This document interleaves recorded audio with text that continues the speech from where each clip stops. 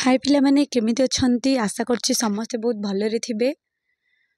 तो 5th class रो English the workbook for student the longest story जोड़ा कि लेसन 6 तार मु 5 नंबर क्वेश्चन टा मु छाड़ देथिली मु गोटे वीडियो बने कि जोड़ा कि ऑलरेडी पोस्ट हे सारी छी जो थी कि 5 नंबर क्वेश्चन टा मु छाड़ देथिली। तो समस्त मते सेथिरे कमेंट करथिले कि 5 नंबर क्वेश्चन टा छाड़ देछंदी बोली।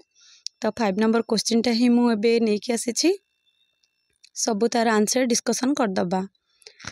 तो 5 नंबर क्वेश्चन कौन कही ना write the answers to the following questions माने तले थिबा प्रश्नर उत्तर दियो। क्वेश्चन ए कहला जे do you like this story if yes why. Odia रे कहले कोन ना तमे स्टोरी को पसंद करो कि जदी हां ताहले काहे की।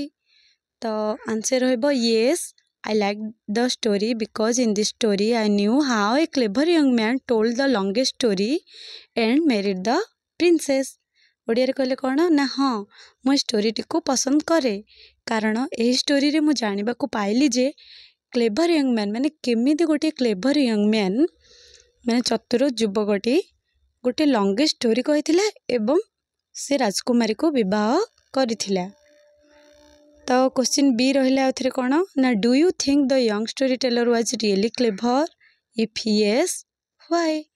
कहले कि तमे भाबुछ कि जे यंग स्टोरी टेलर टा सतरे चतुर थिला बोली जदी हां ताहले काहे की।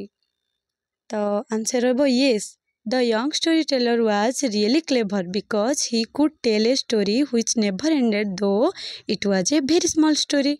कहले कि हाँ से यंग स्टोरी टेलर टा सतरे गोटे चतुर थिला कारण से एमिति एक स्टोरी कहिथिला जो स्टोरी रो कि शेष नथिला किंतु स्टोरी टा बहुत छोट थिला।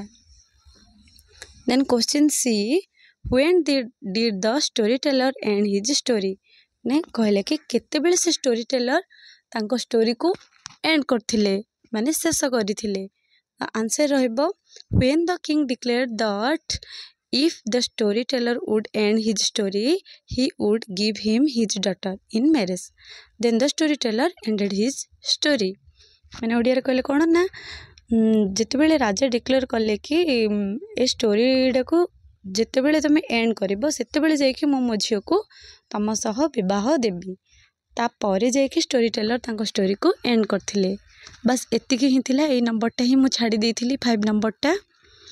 जदि आउ किछि क्वेश्चन आंसर दरकार ताहले पुणी थरे कमेंट देबे आउ वीडियोटी भल लागिथिले लाइक करिवे शेयर करिवे सब्सक्राइब मध्य करिवे जो माने करि नाहंती।